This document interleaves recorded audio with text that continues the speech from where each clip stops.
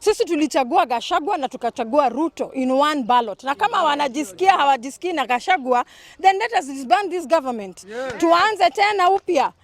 Na tumesema Rigathi hakuna pahali anaenda. Na kama Rigathi anaenda, Ruto turudishie kura zetu zote, haso hata za Isiolo na hata za Mount Kenya, kwa sababu umetushosha, tumeshoka. Mimi kwa nini nasema Gachagua asiende nyumbani? Hii ilikuwa ndoa ya watu wawili. Hii ni ya bibi na bwana. Na kama wanawachana, tuwachanishe wote. Hata sisi watu wa Pwani tunasema aende na hiyo kiti ya vice.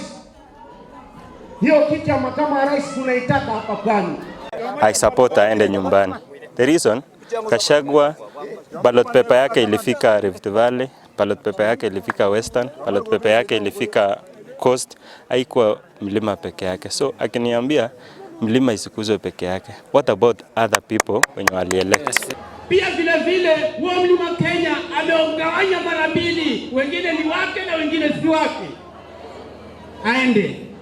Jambo la pili, hana heshima na rais wake. Kama yeye ni rais wake na namwambia asiguse mlima wa Kenya, ni nani ataugusa mlima wa Kenya?